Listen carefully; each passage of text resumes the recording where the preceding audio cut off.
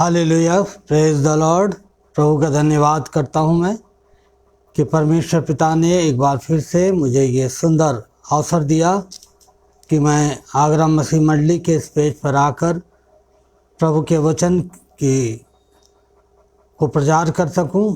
सो मैं परमेश्वर का धन्यवाद देता हूं और साथ ही साथ मैं धन्यवाद देता हूं प्रभु के सेवक अपने भाई अनुपम डेविड सर का, जिन्होंने मुझे अपने इस लाइव पेज पर यह अवसर दिया कि मैं परमेश्वर के वचन को उनके इस पेज पर आकर प्रचार कर सकूं। सो प्रभु उनको बड़ी आशीष दे, बहन शबनम जी को भी बहुत आशीष दे।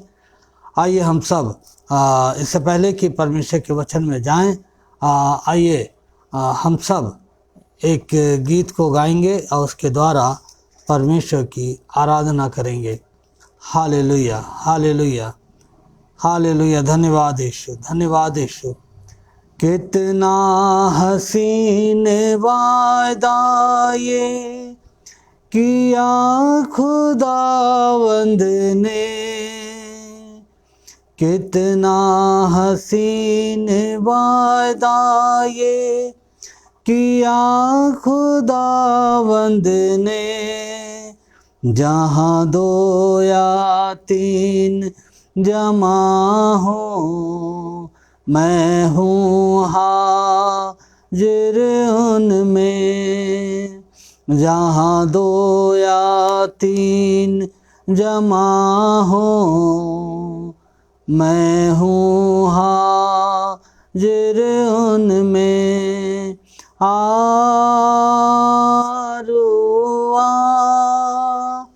आरुआ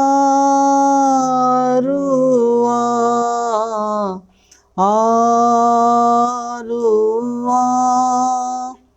आरुआ। तुझे अकेला ना छोड़ूं मैं, रूह अपनी भेजूं।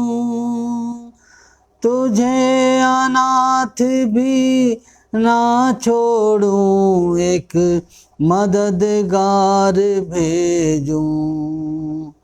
तुझे अकेला ना छोड़ूं मैं, रूह अपनी भेजूं।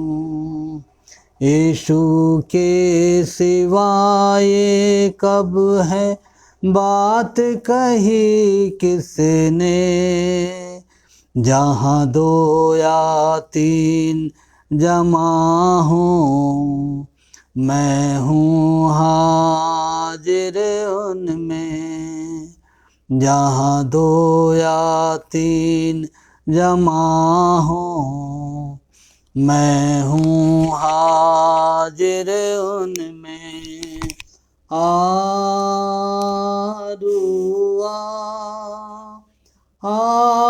आरुआ आरुआ आरुआ। दस्तक वो देता है चाहे हर दिल में आना। दस्तक वो देता है चाहे हर दिल में आना। भरता उसको रूह से अपनी जिसने उसे जाना। भरता उसको रूह से अपनी जिसने उसे जाना। जिसका बने है माली वो कलियां लगे खिलने। जहाँ दो या तीन जमा हो मैं हूँ हाजिर उनमें। Excuse me.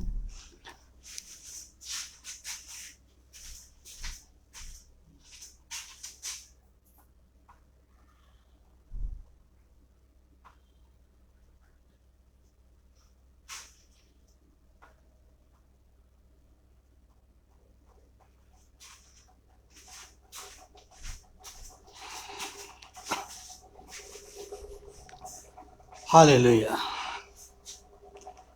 प्रभु का धन्यवाद करता हूँ। रूहे पाक जो हाजिर है और कहे खुशामदीद। रूहे पाक जो हाजिर है और कहे खुशामदीद। इज्जत दौलत हशमत जिसकी उसकी करे तमजीद। रूह के शोले भड़के जब फिर बदन लगे जलने। जहाँ 2 या 3 जमा हूँ मैं हूँ हाजिर उनमें। जहाँ 2 या 3 जमा हो मैं हूँ हाजिर उनमें।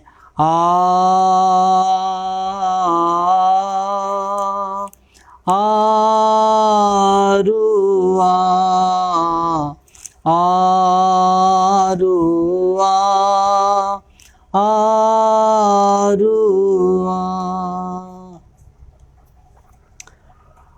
आइए, आज का जो वचन मैंने अपने लिए चुना है, आपके लिए चुना है, वो पाया जाता है यूहन्ना की इंजील में। यूहन्ना रचित सुसमाचार उसका 18 अध्याय और उसकी 1 आयत से हम इसको आगे की आयत तक देखेंगे। और यहाँ पर इस तरह से लिखा हुआ है, यीशु ये बातें कहकर अपने शागिर्दों के साथ किद्रोन के नाले के पार गया। वहाँ एक बाग था, उसमें वो और उसके शागिर्द दाखिल हुए और उसका पकड़वाने वाला यहूदा भी उस जगह को जानता था, क्योंकि यीशु अक्सर अपने शागिर्दों के साथ वहीं जाया करता था। बस यहूदा सिपाहियों की पलटन और सरदार काहिनों और फरीसियों से प्यादे लेकर मशालों और चिरागों और हथियारों के साथ वहाँ आया। यीशु इन सब बातों को जो उसके साथ होने वाली थी जानकर बाहर निकला और उनसे कहने लगा, किसे ढूंढते हो? उन्होंने उसको जवाब दिया, यीशु नासरी को। यीशु ने उनसे कहा, मैं ही हूँ। और उसका पकड़ाने वाला यहूदा भी उनके साथ खड़ा था। उसके ये कहते ही मैं ही हूँ, वो पीछे पलटकर ज़मीन पर गिर पड़े। बस उसने उनसे फिर पूछा, तुम किसको ढूंढते हो? उन्होंने कहा, यीशु नासरी को। यीशु ने जवाब दिया, मैं तुमसे कह चुका हूँ कि मैं ही हूँ। बस अगर मुझे ढूंढते हो तो इन्हें जाने दो। ये खुदा का जिंदा कलाम है, उसके पढ़े और सुने जाने पर उसकी बरकत हो। आइए हम दुआ मांगें। हमारे जिंदा आसमानी बाप, हम आपके नहायत ही शुक्रगुजार हैं खुदावन, तेरे तमाम बड़े फजल के लिए जो खुदावंद यीशु मसीह में हमारी ज़िंदगी के ऊपर बना रहा, हमारे परिवार के ऊपर बना रहा और हमारे इन तमाम अजीज़ों के ऊपर बना रहा, जिसके वसीले से खुदावन हम आज भी जिंदों के जहीन पर कायम हैं। खुदावन हम तेरी शुक्रगुजारी करते हैं और खुदावन इस बेहतरीन मौके के लिए जो तूने हमारी ज़िंदगी में अता किया है कि खुदावन हम तेरे कलाम को तेरे लोगों तक पहुँचाएँ। सो खुदावन इस बेहतरीन मौके के लिए हम तेरी शुक्रगुजारी करते हैं और तेरे वचन की हम तारीफ़ करते हैं, क्योंकि खुदावन तेरे कलाम के द्वारा ही हमें ज़िंदगी मिलती है खुदावन, और उसके वसीले से ही हम खुदावन तुझ में बढ़ने पाते हैं। पर खुदावन आज की शाम में हम तुझसे दुआ किया चाहते हैं कि खुदावन अपने पाक रूह को हमारे ऊपर मसा कर खुदावन, ताकि खुदावन आज का कलाम हम तेरी रूह की मार्फत देने पाएँ और खुदावन ये सुनने वालों के लिए बरकत बाइस ठहरने पाए। हम पूरी इबादत को तेरे हाथों में देते खुदावन, सुनने वालों को भी तेरे हाथों में देते हैं। हर एक को तू बरकत देना, हर एक गड़बड़ी से बचाना। खुदावंद यीशु मसीह के वसीले से दुआ मांगते हैं, आमीन आमीन। प्रभु का धन्यवाद देते हैं एक बार फिर से। इस सुंदर अवसर के लिए। आज का जो हमारा वचन का जो विशेष जो पद है वो है 8 पद, 18 अध्याय यूहन्ना 18:8। और यहाँ पर लिखा हुआ है, बस उसने उनसे फिर पूछा, तुम किसको ढूंढते हो? उन्होंने कहा, यीशु नासरी को। यीशु ने जवाब दिया, मैं तुमसे कह चुका हूँ कि मैं हूँ। अगर मुझे ढूंढते हो तो इन्हें जाने दो। अगर मुझे ढूंढते हो तो इन्हें जाने दो। ये खुदावंद यीशु मसीह का कलाम है और खुदावंद यीशु मसीह ने इस कलाम को, इस वचन को उस समय बोला जब वो एक बाग में थे, अपने चेलों के साथ थे और यहूदा इस्करियोती बहुत सारे सिपाहियों को लेकर, सरदार और काहिनों को, फरीसियों को लेकर हथियार के साथ यीशु मसीह को पकड़वाने के लिए आया था। और जब यीशु मसीह ने उससे सवाल किया कि तुम किसे ढूंढते हो, तो उन्होंने यीशु मसीह को जवाब दिया कि हम यीशु को ढूंढते हैं। आज बहुत सारे लोग हैं जो यीशु मसीह को ढूंढ रहे हैं और वो चाहते हैं कि वो यीशु को प्राप्त कर लें और वो लगातार यीशु मसीह के पीछे पीछे यीशु को ढूंढते हुए चल रहे हैं। लेकिन यहाँ पर हम देखते हैं कि यहूदा भी यीशु को ढूंढ रहा है और सरदार, काहिन, फरीसी, प्यादे सब यीशु को ढूंढ रहे हैं। कैसे? हथियारों के साथ, मशालों के साथ। और वो लगातार इस खोज में हैं कि वो यीशु को प्राप्त कर लें। लेकिन खुदा के कलाम में हम देखते हैं कि जब यहूदा यीशु मसीह के पास आया और यीशु मसीह ने जब यहूदा से कहा कि मैं ही यीशु हूँ और यदि मुझे ढूंढते हो तो इन्हें जाने दो, ये बात खुदावंद यीशु मसीह ने अपने शागिर्दों के बारे में कही थी कि यदि मुझे ढूंढ रहे हो तो मैं यहाँ हूँ और जो तुम्हें मेरे साथ करना है वो तुम करो, लेकिन जो मेरे चेले हैं, जो मेरे शागिर्द हैं, उनको तुम जाने दो। और ये किस लिए हुआ? क्योंकि उसने इस बात को कहा था कि पिता ने, यीशु मसीह के पिता ने जितनों को यीशु मसीह को दिया उसमें से उसने एक को भी ना खोया, यहूदा को छोड़कर। और यीशु मसीह एक ऐसा प्रभु था, एक ऐसा गुरु था जो अंत के समय तक अपने चेलों की चिंता करता रहा और उसने अपने चेलों को अंत के समय में भी उस जोखिम में पड़ने नहीं दिया जिसमें यीशु पढ़ने के लिए जा रहे थे कि वो सिपाही और वो पलटन हथियार लेकर, मशालें लेकर यीशु को पकड़ने के लिए आए थे। और यीशु नहीं चाहता था कि जो दुख मैं उठाने जा रहा हूँ मेरे चेले भी उठाएं। और उन्होंने कहा कि यदि तुम मुझे ढूंढ रहे हो तो इनको जाने दो। बहुत सारे लोग इस बात को बताते हैं कि यीशु मसीह जो है उसने अपने लोगों को, अपने चेलों को बड़ा कायर बना दिया है। जब यीशु मसीह ने ये शिक्षा दी कि यदि कोई तुम्हारे एक गाल पर थप्पड़ मारे तो तुम दूसरा भी फेर दो, तो बहुत सारे लोग हैं जो इस बात को कहते हैं कि यीशु मसीह ने अपने चेलों को, अपने विश्वासियों को, अपने फॉलोअर्स को बहुत ही कमज़ोर बना दिया है। और जो यीशु मसीह को नहीं जानते हैं वो कहते हैं कि यीशु नाम का जो प्रभु है वो एक बहुत ही कायर किस्म का व्यक्ति है, एक बहुत ही डरपोक किस्म का व्यक्ति है। लेकिन मैं आज की शाम में उन सारे लोगों को इस बात को बताना चाहता हूँ जो इस बात को कहते हैं कि यीशु ने अपने लोगों को कायर बना दिया, क्योंकि वो हथियार नहीं उठाने देता है, बदला नहीं लेने देता है, और स्वयं भी उसने ऐसा जीवन जिया।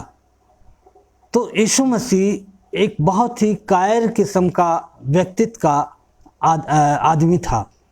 लेकिन जब हम परमेश्वर के वचन में पढ़ते हैं तो यीशु मसीह एक ऐसे प्रभु है, एक ऐसा व्यक्तित्व है जिसके अंदर पुरुषत्व जो है, बहादुरी जो है, हिम्मत जो है, वो कूट कूट कर भरी हुई है। और जब इस गतसमनी के बाग में जब सरदार, काहिन, फरीसी यीशु मसीह को तलवार और भाले के साथ गिरफ्तार करने के लिए आए, तो यीशु मसीह ऐसा नहीं हुआ कि वो वहाँ से भाग गए या वो चेलों के पीछे छुप गए कि चेलों पहले तुम लोग इनका सामना करो और इनसे लड़ाई लड़ो। यीशु मसीह ने आगे बढ़कर उनसे कहा कि तुम किसे ढूंढते हो, और यदि मुझे ढूंढते हो तो मैं तुम्हारे सामने खड़ा हूँ। ये यीशु मसीह के उस व्यक्तित्व को प्रदर्शित करता है कि वो एक ऐसा व्यक्ति था जो बहुत बहादुर था और जिसके अंदर बहुत हिम्मत पाई जाती थी, और जो पुरुषार्थ करने में जिसके अंदर पुरुषत्व पाया जाता था, जिसे दूसरे शब्दों में कहें जिसके अंदर मर्दगानगी पाई जाती थी, और वो किसी से नहीं डरता था, वो किसी से भय नहीं खाता था। और यीशु मसीह को जब ये लोग पकड़ने के लिए आए तो यीशु मसीह सीना तान कर खड़े हो गए और कहने लगे, वो यीशु मैं हूँ, यदि तुम मुझे ढूंढ रहे हो तो। यदि यीशु मसीह डरपोक होते, कायर होते, तो वो कभी आगे नहीं आते और कभी इस बात को नहीं बोलते कि वो मैं हूँ, मैं यीशु हूँ। और वो कभी भी अपने चेलों के लिए इस बात को ना कहते कि यदि मुझे ढूंढते हो तो तुम इन्हें जाने दो। यीशु मसीह एक बहादुर व्यक्तित्व के स्वामी थे, और वो एक ऐसे हिम्मती व्यक्ति थे जो अपने अंदर हिम्मत रखते थे और जीवन की सारी बातों का वो सामना करने की अपने अंदर हिम्मत रखते थे। जब वो पिलातुस के सामने आए, उन्होंने बड़े ही बेबाकी से जवाब दिया। जब पूछा कि क्या तू सचमुच में यहूदियों का राजा है, यीशु मसीह ने कहा, तू ही जाने, तू कह रहा है तो तू ही जाने। इतनी बेबाकी से वो उत्तर देते थे राजाओं के सामने और न्यायियों के सामने, और कहीं से कहीं नज़र नहीं आता है कि यीशु मसीह डरपोक किस्म के आदमी थे। और यीशु मसीह ने कहीं भी ऐसी शिक्षा नहीं दी अपने फॉलोअर्स को, अपने न्यायियों, अपने लोगों को, कि वो एक डरपोक जीवन जिएं, एक ऐसा जीवन जिएं जो कमजोरी से भरा हुआ जीवन हो। लेकिन यीशु मसीह का तात्पर्य ये था, क्योंकि वो इस संसार में लड़ाई करने के लिए नहीं आए थे। यीशु मसीह के बारे में बाइबल बताती है कि इससे पहले बहुत से राजा आए, बहुत से लोग आए जिन्होंने तलवार के बल पर पूरे संसार को जीतने की कोशिश करी, लोगों को जीतने की कोशिश करी। लेकिन यीशु मसीह एकमात्र वो व्यक्ति है, वो परमेश्वर है जिसने प्रेम के द्वारा लोगों को अपने लिए जीता, और उसके प्रेम में, उसके प्यार में इतनी सामर्थ्य थी, इतनी ताकत थी कि वो बहुत सारे लोगों को जीतने में सफल हुआ। आज इस संसार में सबसे ज़्यादा यदि किसी के फॉलोअर्स हैं, किसी के अनुयायी हैं, तो वो है यीशु मसीह के। आज इस संसार में सबसे ज़्यादा यदि किसी की संख्या है किसी जाति की, तो वो हैं मसीही लोग। और हम देखते हैं चेलों के बारे में भी कि जो हिम्मत और जो ताकत और जो निर्भयता यीशु मसीह के अंदर पाई जाती थी, वही निर्भयता, वही हिम्मत चेलों के अंदर भी कूट कूट कर भरी हुई थी। जब हम इतिहास को पढ़ते हैं, नीरो राजा के समय में जब विश्वासियों को पकड़कर उस आर्मारीना में डाल दिया जाता था जहां उन्हें भूखे शेरों का सामना करना पड़ता था। और उस आर्मारीना में जहां पर उनको भूखे शेरों के सामने डाल दिया जाता था, वहां पर ऐसी स्त्रियां भी होती थीं जिनके पास नवजात शिशु हुआ करते थे, जिनके पास नए जन्माए हुए बच्चे हुआ करते थे। और हम देखते हैं कि उन्होंने यीशु मसीह के ऊपर विश्वास करने के बाद उनके अंदर जो हिम्मत थी, जो ताकत थी, जो निर्भयता थी, वो हम नीरो के समय में देखते हैं कि उनको उस चर्बी से ढांक दिया जाता था और उनके ऊपर आग लगा दी जाती थी। और वो उस आर्मारीना में, उस खेल के मैदान में लाइट का काम किया करते थे, लेकिन वो किसी तरह से भी नहीं डरते थे, किसी तरह से घबराते नहीं थे। और वो यीशु के लिए अपने प्राणों को देने के लिए सर्वदा तैयार रहते थे। उन माँओं ने जिनके पास छोटे बच्चे थे, उन्होंने भी यीशु के लिए अपनी जान को दिया, अपने बच्चों को कुर्बान कर दिया। वो आर्मारीना का वो दृश्य जब भूखे शेर उन विश्वासियों के ऊपर छोड़ दिए जाते थे, उन्होंने बड़ी निर्भयता से उन भूखे शेरों का सामना किया और अपने आप को यीशु मसीह के लिए दे दिया। तो ये क्या था? ये उनकी हिम्मत थी, ये उनके अंदर जो निर्भयता थी वो हम यहाँ पर देखते हैं। और हम देखते हैं आगे चलकर कि दानियेल, सदरक, अबेदनगो को कि जब उन्हें राजा के द्वारा मृत्यु की आज्ञा सुनाई गई, जब उन्हें मृत्यु के आग के भट्टे में डाल दिया गया, हम देखते हैं वो कतई नहीं घबराए। और हम देखते हैं कि वो उस आग के भट्टे में बहुत ही सहजता से उन्होंने उस मृत्यु को स्वीकार किया। लेकिन उनका जो प्रभु था, उनका जो परमेश्वर था, वो उनके साथ था और वो उनकी रक्षा करता रहा। इस रीति से दानियेल को जब भूखे शेरों की मान में डाल दिया गया, दानियेल भी नहीं डरा और वो निरंतर उन भूखे शेरों के बीच में अपने परमेश्वर की आराधना करता रहा। और उसे ये विश्वास था कि यदि मैं मर गया तो परमेश्वर के लिए मरूंगा और यदि मैं जीऊंगा तो परमेश्वर के लिए ही जीऊंगा। और आगे हम ऐसे बहुत सारे यीशु मसीह के समय में ऐसे चेलों को देखते हैं, चाहे वो पौलुस हो, चाहे वो पतरस हो, चाहे वो यूहन्ना हो, चाहे वो और बाकी चेले हों। इन्होंने बहुत ही दर्दनाक मृत्यु को सहा, लेकिन इन्होंने कभी भी इनकार नहीं किया यीशु मसीह का।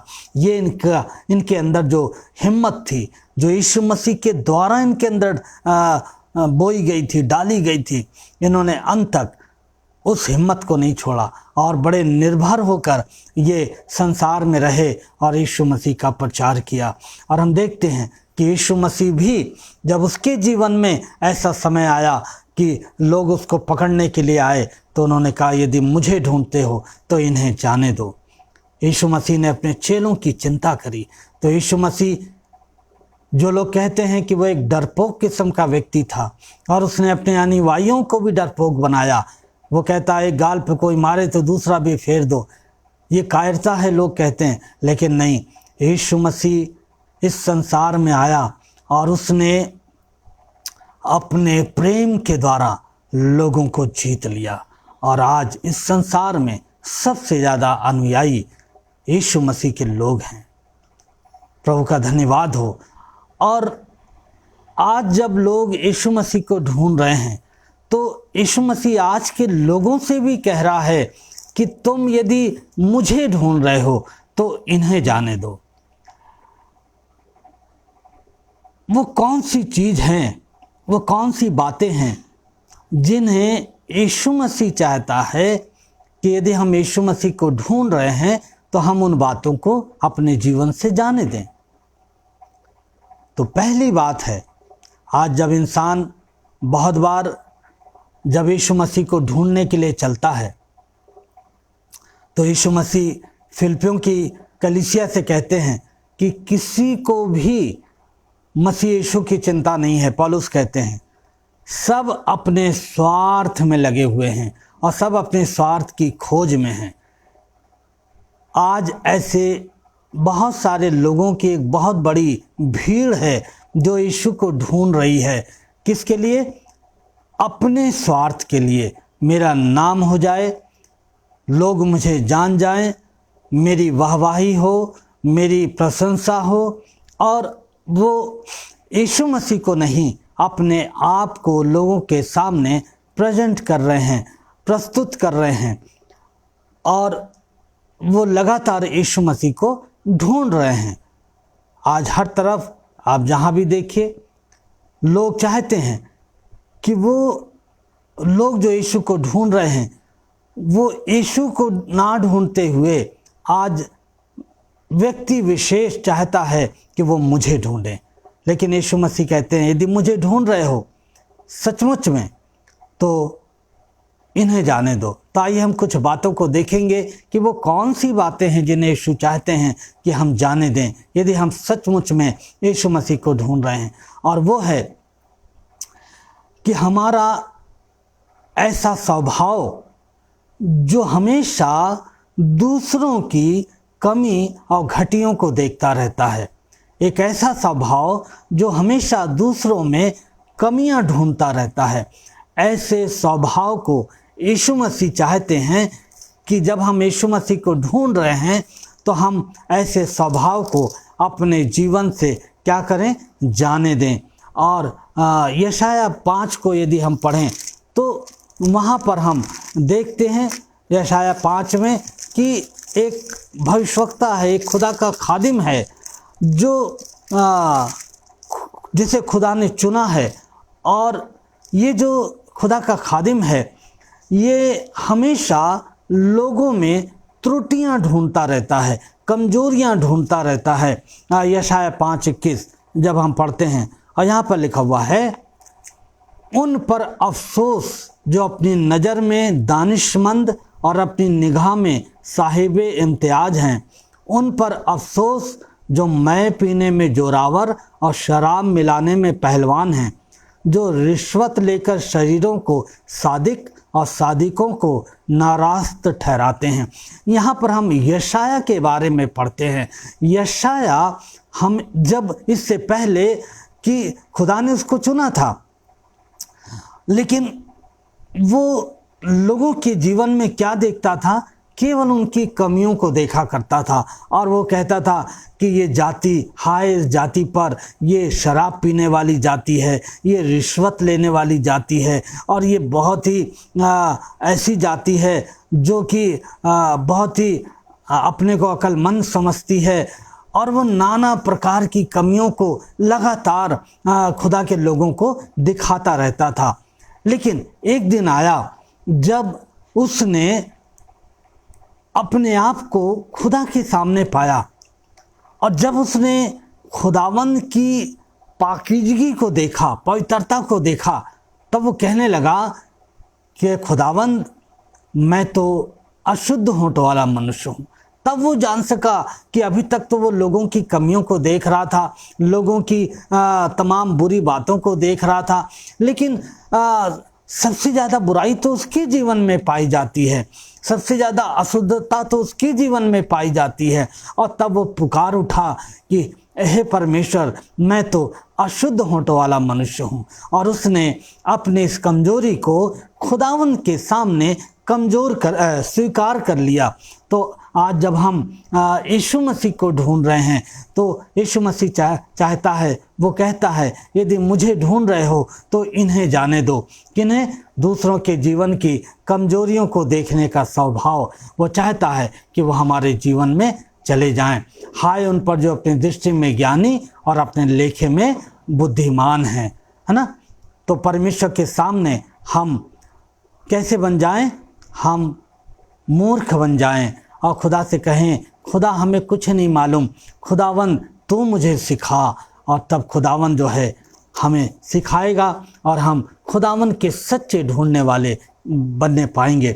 दूसरी बात है, खुदावंद यीशु मसीह कहते हैं, यदि मुझे ढूंढते हो तो इन्हें जाने दो। वो कौन सी बात है जिसे खुदावंद यीशु चाहते हैं कि हम उसे जाने दें?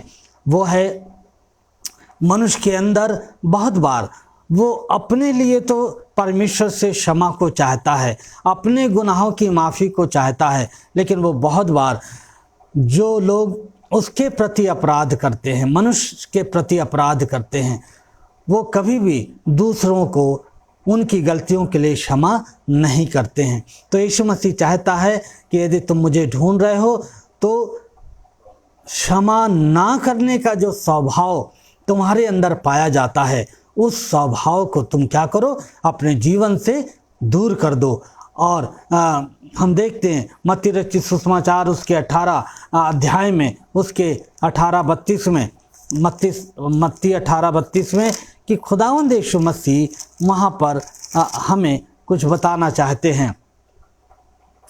मत्ती 18:32, और खुदा का कलाम यहाँ पर हमें और आपको एक शिक्षा देना चाहता है। 18:32 में लिखा हुआ है, इस पर उसके मालिक ने उसको पास बुला के उससे कहा, ऐ शरीर नौकर, मैंने वो सारा कर्ज तुझे इसलिए बख्श दिया कि तूने मेरी मिन्नत की थी। क्या तुझे लाजिम ना था कि जैसे मैंने तुझ पर रहम किया तू भी अपने हमद खिदमत पर रहम करता।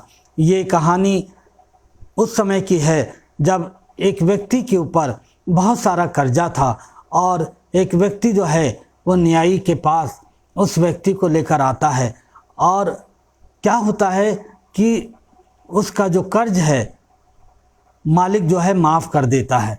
लेकिन जो व्यक्ति अपने कर्जदार को लेकर आया था, जिसको मालिक ने जिसके कर्ज को माफ़ कर दिया था, उसका भी कर्ज किसी दूसरे व्यक्ति पर निकलता था, और उसने उस व्यक्ति को पकड़ा और कहने लगा कि तू मेरा कर्ज भर दे वरना मैं तुझे मार दूंगा।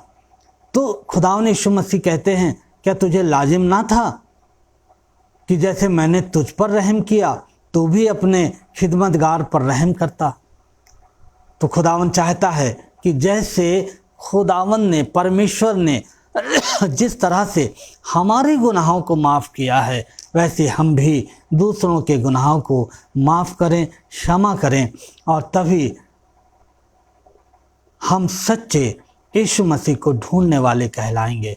और यदि हम दूसरों को क्षमा नहीं करते हैं, हमारे अंदर क्षमा ना करने का स्वभाव नहीं पाया जाता है, तो मैं आपको बताना चाहता हूं कि उस मालिक ने क्या किया जिसने अपने कर्जदार को माफ़ नहीं किया। उसे कहा कि 34 आयत में उसके मालिक ने नाराज होकर उसको जल्लादों के हवाले किया कि जब तक तमाम कर्ज अदा ना कर दे ये कैद में रहे। अब उसके मालिक ने उसको जल्लादों के हाथों में दे दिया और कहा जब तक ये अपना कर्ज अदा ना करे इसको कैद खाने में रहने दो। तो खुदावन चाहता है कि जब हम खुदावन को ढूंढ रहे हैं, तो खुदावन ने जब हमारे गुनाहों को माफ़ किया है उस क्रूस के ऊपर, तो खुदावन चाहता है कि हम भी एक दूसरे के गुनाहों को माफ़ करें। आइए हम जल्दी से एक और बात को देखेंगे। हमारे पास अभी 16 मिनट हैं। तीसरी बात है कि खुदावन यीशु मसीह कह रहे हैं कि जब यदि तुम मुझे ढूंढते हो तो इन्हें जाने दो। तीसरा जो स्वभाव है जिसे यीशु चाहता है हमारे जीवन से कि हम दूर करें, दूसरों को तुच्छ समझने का स्वभाव। कभी कभी मनुष्य जो है इतना दानिशमंद हो जाता है, इतना ज्ञानी हो जाता है, इतना समझदार हो जाता है कि वो अपने सामने दूसरों को कुछ नहीं समझता है। और यीशु मसीह चाहते हैं कि हम अपने से दूसरे को क्या समझें, अच्छा समझें। ये परमेश्वर का वचन है। पौलुस कहता है हम अपने से दूसरों को हमेशा अच्छा समझें, और बहुत बार हम ऐसा नहीं कर पाते हैं। हम सोचते हैं कि सबसे ज़्यादा ज्ञान हमें है, सबसे ज़्यादा समझ हमें है और हमसे बढ़कर कोई नहीं है। और जब हम ऐसा सोचते हैं तो खुदावंद यीशु मसीह हमसे कहते हैं कि यदि मुझे ढूंढ रहे हो तो दूसरों को तुच्छ समझने का स्वभाव जो है इसको तुम जाने दो, इसको अपने जीवन से दूर कर दो। और हम देखते हैं लूका और उसका 18 अध्याय 9 पद, और यहाँ पर हम देखते हैं लूका 18:9 में कि परमेश्वर का वचन हमसे और आपसे क्या कहना चाहता है। लूका 18:9 और परमेश्वर का वचन यहाँ पर कह रहा है 18:9 में, फिर उसने वाज लोगों से जो अपने पर भरोसा रखते थे कि हम रास्तबाज हैं और बाकी आदमियों को नाचीज जानते थे, ये तमसील दी। अब यहाँ पर यीशु मसीह एक बात बता रहे हैं उन लोगों को जो अपने को बहुत धर्मी समझते थे और दूसरे लोगों को क्या करते थे, बहुत तुच्छ जानते थे। तो यीशु मसीह इनको एक बात बताने लगे कि एक मंदिर में दो जन दुआ कर रहे थे, एक फरीसी था और एक चुंगी लेने वाला था।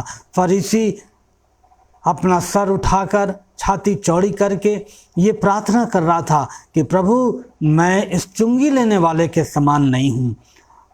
और जो चुंगी लेने वाला था उसने अपने सर को भी उठाना सही नहीं समझा और अपनी छाती को पीट कर कहा, खुदावन मुझ गुनहगार पर तू रहम कर, मुझ पापी पर दया कर।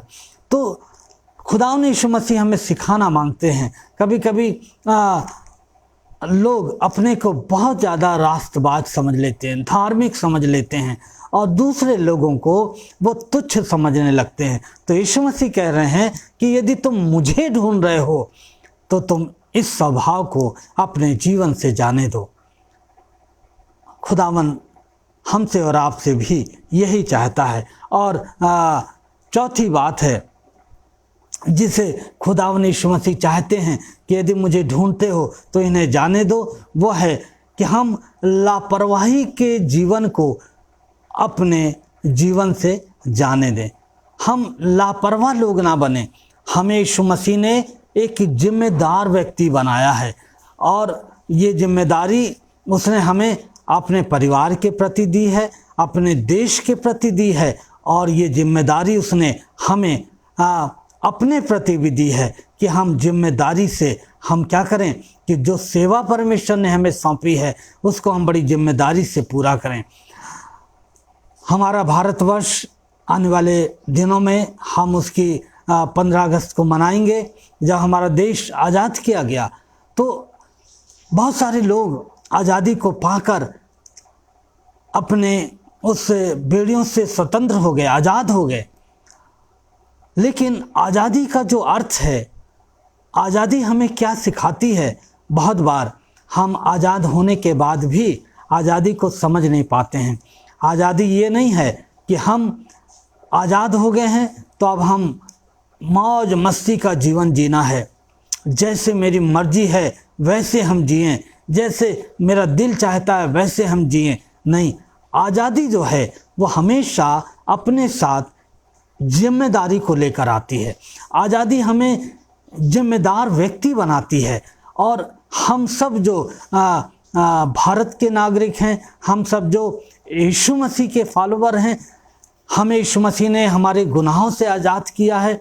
तो ये आज़ादी एक विश्वासी के जीवन में जिम्मेदारी को लेकर आती है कि हमें इस संसार में जहाँ पर सारे लोग विश्वासी नहीं हैं, हमें उनके बीच में बहुत ही जिम्मेदारी से अपनी आज़ादी को रखना है, प्रस्तुत करना है, ताकि वो जान सकें कि ये आज़ाद लोग हैं और वो हमारे जीवन से, आपके जीवन से आशीष को प्राप्त कर सकें। आज हमारा भारतवर्ष आज़ाद हो गया है, लेकिन हम देखते हैं कि वो आज भी बहुत सारी बेड़ियों से जकड़ा हुआ है। बहुत सारी बेड़ियां जो पहले थीं, हमारे जो महान लोग हुए, महान नेता हुए, उन्होंने उन बेड़ियों को तोड़ा। चाहे वो विधवा विवाह हो, चाहे वो छूत अछूत का मामला हो, चाहे वो मैला ढोने का मामला हो, उन सबको उन्होंने क्या करा, दूर किया। लेकिन आज भी बहुत सारी बेड़ियां हैं जिसमें हमारा भारतवर्ष जकड़ा हुआ है। आज भी बहुत सारी बेड़ियां हैं जिसमें मसीही लोग जकड़े हुए हैं और खुदावंद यीशु मसीह चाहते हैं कि हम एक जिम्मेदारी का जीवन जिएं। यदि हम एक पद को देखें, मत्ती रचित सुसमाचार उसका 25 अध्याय और उसकी 5 आयत को, तो यहाँ पर भी हम कुछ बात को पाते हैं। मत्ती 25:5 और यहाँ पर लिखा हुआ है, और जब दूल्हे ने देर लगाई तो सब ऊँघने लगे और वो सो गईं। जब दूल्हे ने देर लगाई तो वो ऊँघने लगी और वो सो गईं। ये एक विवाह में सम्मिलित होने के लिए आई थी 10 कुंवारियाँ, और बाइबल बताती है कि दूल्हे के आने में थोड़ी देर हो रही थी। और होता क्या है कि ये कुंवारियाँ सो जाती हैं और फिर बड़ा हल्ला मचता है कि दूल्हा आ गया, दूल्हा आ गया। 5 कुंवारियाँ 10 कुंवारियाँ उठती हैं और अपने अपने दिए, अपने अपने लैंप, मशालें तैयार करने लगती हैं। लेकिन 5 देखती हैं कि अरे मेरे पास तो तेल ही नहीं है, और 5 के पास तेल था। ये 5 जिनके पास तेल नहीं था, ये गैर जिम्मेदारी को दिखाती हैं। ये उस विवाह में सम्मिलित होने तो आई थी, विवाह के उस भोज में शामिल तो होना चाहती थी, उस विवाह के उत्सव में शामिल होना चाहती थी, लेकिन इन्होंने अपनी जिम्मेदारियों को नहीं निभाया। चाहिए ये था कि ये पूरी तैयारी से आती, लेकिन ये पूरी तैयारी से नहीं आई। जो तैयारी से आए वो उस विवाह में प्रवेश कर गए और द्वार बंद कर दिया गया। आज यीशु मसीह ने जब हमें और आपको आज़ाद किया है, वो एक दिन आने वाला है हमें ले जाने के लिए। यीशु मसीह चाहते हैं कि हम सब बड़ी जिम्मेदारी के साथ अपने आप को तैयार रखें इस बात के लिए कि जब दूल्हा आए तो हम यीशु मसीह के साथ जा सकें। और यदि हम लापरवाह हो गए और हम सोचने लगे हम तो आज़ाद कर दिए गए हैं, अब हमें कौन रोक सकता है उस स्वर्गीय राज्य से, अब तो हम स्वतंत्र लोग हैं। यीशु मसीह चाहते हैं कि हम लापरवाही का जीवन ना जिएं, क्योंकि जब एक मनुष्य लापरवाह हो जाता है, जब एक विश्वासी लापरवाह हो जाता है, फिर वो अपनी आज़ादी को कायम नहीं रखता है और वो संसार के पापों में पड़ जाता है, और उसके दिमाग में एक बात बैठ जाती है कि मैं तो आज़ाद हूँ, मुझे कौन रोक सकता है। लेकिन यीशु मसीह चाहते हैं कि हम सब लापरवाही का जीवन ना जिएं, बल्कि हम बड़ी जिम्मेदारी से अपने आप को तैयार रखें कि जब दूल्हा आए तो हम उसके साथ जा सकें। मालूम है आपको, हमारी लापरवाही की हमें एक बहुत बड़ी कीमत चुकानी पड़ सकती है। इसलिए जब हम आज़ाद किए गए हैं तो हम जिम्मेदारियों को निभाएं। यीशु मसीह जो बातें हमारे जीवन से चाहते हैं, हम उनको इस संसार में जो एक बुरा संसार है, जहाँ पर गुनाह है, पाप है, हम उनके बीच में एक दीपक के मानिंद चमकने पाए और हमारा प्रकाश जो है वो लोगों तक पहुंचने पाए। और दूसरी बात है, हमारे पास 8 मिनट और हैं। जो दूसरा स्वभाव है जिसे यीशु मसीह चाहते हैं कि हम अपने जीवन से दूर करें, तो वो है, यीशु मसीह कहते हैं यदि मुझे ढूंढते हो तो इन्हें जाने दो। मनुष्य के जीवन में बहुत बार ऐसा स्वभाव पाया जाता है जो क्रोधी स्वभाव होता है, और वो छोटी छोटी बातों के ऊपर क्या करता है, क्रोध करता है। नीति वचन का लिखने वाला हमें बताता है कि क्रोधी मनुष्य के मित्र ना होना, क्रोधी मनुष्य के मित्र ना होना। और यीशु मसीह ने कहा कि क्रोध मत करो, और यदि कोई क्रोध करता है तो सूर्य अस्त होने तक उसका क्रोध समाप्त हो जाए, उसका क्रोध खत्म हो जाए। और वो आगे कहता है कि क्रोध जो है वो परमेश्वर के धर्म का निर्वाह नहीं कर सकता है। और यीशु मसीह चाहते हैं कि जब हम और आप उसको ढूंढ रहे हैं तो ये जो क्रोधी स्वभाव है ये नेचुरल है, ये स्वाभाविक है, हर एक जन के अंदर ये स्वभाव होता है। लेकिन जब ये इस स्वभाव के हम आदी हो जाते हैं और हम हमेशा चिड़चिड़े या क्रोधी बने रहते हैं तो कहीं ना कहीं गड़बड़ है। यीशु मसीह कहते हैं कि हम अपने क्रोधी स्वभाव को अपने जीवन से दूर करें।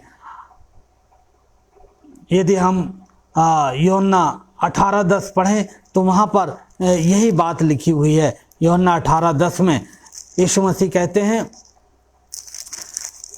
यूहन्ना 18:10 में,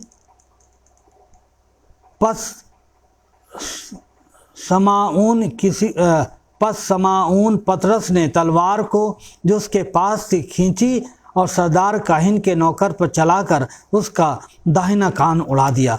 पतरस के बारे में बाइबल बताती है कि जब ये भीड़, जब ये फरीसी शास्त्री यीशु मसीह को पकड़ने के लिए आए तो पतरस जो था उसने म्यान में से तलवार निकाली और उसने उस तलवार से क्या करा कि उस दास के कान को उसने काट दिया। और यीशु मसीह ने कहा कि ये तूने क्या किया, अपनी तलवार अपनी म्यान में रख। और यीशु मसीह उसको ये सिखाना मांग रहे थे कि जो क्रोधी स्वभाव है ये तुम्हारे मसीही जीवन का निर्वाह नहीं कर सकता। यदि हम बहुत क्रोधी हैं तो हम मसीही जीवन का निर्वाह नहीं कर सकते। हाँ, क्रोध एक स्वाभाविक प्रतिक्रिया है। यीशु मसीह ने भी क्रोध किया जब वो मंदिर में आए, जब उन्होंने वहाँ पर देखा कि लोग व्यापार कर रहे हैं। उस पिता के प्रार्थना के घर को उन्होंने व्यापार का घर बना दिया है। उन्होंने क्रोध किया और वहाँ से उसकी सफाई करी। तो वो क्रोध जो था यीशु मसीह का, वो एक ऐसा क्रोध था जो सच्चा क्रोध था, जो सही क्रोध था। लेकिन जब हम छोटी छोटी बातों के ऊपर, लोगों के ऊपर क्रोधित हो जाते हैं तो यीशु मसीह चाहते हैं कि हम इस क्रोधी स्वभाव को अपने जीवन से दूर करें। मैंने एक सच्ची घटना पढ़ी थी कि एक पिता था और वो एक नई साइकिल को लेकर आया, और क्या होता है कि उस नई साइकिल पर उसके बेटे के द्वारा खरोंच लग जाती है और वो पिता बड़ा क्रोधित होता है, बड़ा नाराज होता है। और उस सच्ची घटना में ये बताया गया कि वो अपने बेटे को उसने इतना मारा कि उसका बेटा मर गया। ये जो क्रोध है ये गुनाह है, ये पाप है, इस तरह का क्रोध। और क्रोध में आदमी जो है वो परमेश्वर की महिमा को नहीं कर पाता है। परमेश्वर चाहता है कि यदि हमारे अंदर क्रोधी स्वभाव है तो बाइबल कहती है कि क्रोधी के मित्र ना होना। बाइबल चाहती है कि हम यदि यीशु मसीह को ढूंढ रहे हैं, यीशु मसीह कहते हैं यदि मुझे ढूंढते हो तो इन्हें जाने दो, इस क्रोधी स्वभाव को जाने दो। और बाइबल में हम इस बात को पाते हैं कि पतरस ने क्या करा, उस दास के कान को काट दिया। लेकिन यीशु मसीह ने कहा नहीं, जो तलवार चलाते हैं वो तलवार से नाश किए जाएंगे। इसलिए तुम क्रोधी स्वभाव को अपने जीवन से दूर करो। और दूसरी बात हम जल्दी से देखें, एक और बात है जिसे यीशु मसीह चाहते हैं कि हम और आप अपने जीवन से दूर करें, और वह है हमारा स्वार्थी स्वभाव। बहुत बार एक विश्वासी जो है अपने जीवन में स्वार्थी बन सकता है और वो स्वार्थी बन जाता है। लेकिन यीशु मसीह चाहते हैं कि हम हमेशा इस स्वार्थी स्वभाव को अपने जीवन से दूर करें और एक ऐसा जीवन जिएं जो स्वार्थ रहित जीवन हो। मरकुस रचित सुसमाचार 10 अध्याय और 35 पद 10:35 में लिखा हुआ है, तब जब्दी के बेटे याकूब और यूहन्ना ने उसके पास आकर उससे कहा, ऐ उस्ताद, हम चाहते हैं कि जिस बात की हम तुझसे दरख्वास्त करें तो हमारे लिए करे। उसने उनसे कहा, तुम क्या चाहते हो कि मैं तुम्हारे लिए करूं? उन्होंने उससे कहा, हमारे लिए ये कर कि तेरे जलाल में हम में से एक को तेरी दाहिनी ओर और एक को बाईं तरफ तू बैठाना। ये एक स्वार्थी स्वभाव था इन चेलों के जीवन में, और ये खुदावन यीशु मसीह से विनती करने लगे कि खुदावन जब तू अपने राज्य में आना तो एक को दाहिने और एक को बाएं बैठाना। और आज भी जब हम खुदावंद यीशु मसीह के फॉलोवर हैं, खुदावंद यीशु मसीह का पीछा कर रहे हैं, उसको ढूंढ रहे हैं लगातार, हमारे और आपके अंदर भी ये स्वार्थ का स्वभाव आ जाता है और हम बहुत बार स्वार्थी हो जाते हैं और सब कुछ हम अपने लिए चाहते हैं। और यीशु मसीह चाहते हैं कि हम ऐसे स्वार्थी स्वभाव को अपने जीवन से दूर करें। मरकुस 10:35 में हमने इसी बात को पढ़ा है कि हम इन चेलों के समान जो यीशु मसीह से विनती कर रहे थे कि प्रभु हमें एक को दाहिने एक को बाएं बैठने का अधिकार दे, खुदावन चाहते हैं कि हम और आप इस स्वार्थी स्वभाव को अपने जीवन से दूर रखें। और अंतिम जो स्वभाव है हम जल्दी से उसको भी देखेंगे, और वो अंतिम स्वभाव है जलन रखने का स्वभाव। और यीशु मसीह कहते हैं यदि मुझे ढूंढते हो तो इन्हें जाने दो, इस स्वभाव को तुम अपने जीवन से जाने दो, जलन रखने का स्वभाव। 2 शमूएल 3:1 और यहाँ पर परमेश्वर के वचन में लिखा हुआ है 2 शमूएल 3:1, हम इसको जल्दी से निकाल के देख लेंगे कि परमेश्वर चाहता है कि हम और आप इस जलन रखने वाले स्वभाव को अपने जीवन से दूर करें। 3:1 में लिखा हुआ है, अलगरज साउल के घराने और दाऊद के घराने में मुद्दत तक जंग रही और दाऊद रोज बरोज जोरावर होता गया और शाऊल का खानदान कमज़ोर होता गया। मालूम है खुदा के लोगों, यहाँ पर हम शाऊल और दाऊद के बारे में पढ़ते हैं। दाऊद ने जब उस गोलियत को मारा तो लिखा हुआ है कि हजारों की संख्या में लोग उसकी स्तुति करते हुए, परमेश्वर की स्तुति करते हुए ये गीत, ये टेक गाते हुए आ रहे थे कि शाऊल ने हजारों को मारा लेकिन दाऊद ने लाखों को मारा। और ये बात कहीं ना कहीं शाऊल राजा के दिल में लग जाती है और वो उसी समय से दाऊद से जलन रखने लगता है, वो उससे जलन रखते हुए जीने लगता है। लेकिन मालूम है जब एक जीवन में जब हम एक दूसरे से जलने लगते हैं, बाइबल हमें बड़ी अच्छी बात बताती है कि दाऊद तो रोज ब रोज जोरावर होता गया लेकिन शाऊल कमज़ोर होता गया। हमें जब हम एक दूसरे के प्रति जलन रखते हैं तो मालूम है हम आत्मिक जीवन में कमज़ोर होते चले जाते हैं। लेकिन दाऊद जो हमेशा अपने लोगों से मोहब्बत रखता था, वो निरंतर जोरावर होता चला गया। खुदा के लोगों, खुदावंद यीशु मसीह चाहते हैं कि जब हम उसे ढूंढ रहे हैं तो हम इन बातों को अपने जीवन से जाने दें। ये खुदावंद यीशु मसीह का वचन है कि जब यहूदा इस्करियोती सिपाहियों को लेकर आया तो यीशु मसीह ने कहा तुम किसे ढूंढते हो? यदि मुझे ढूंढते हो तो इन्हें जाने दो।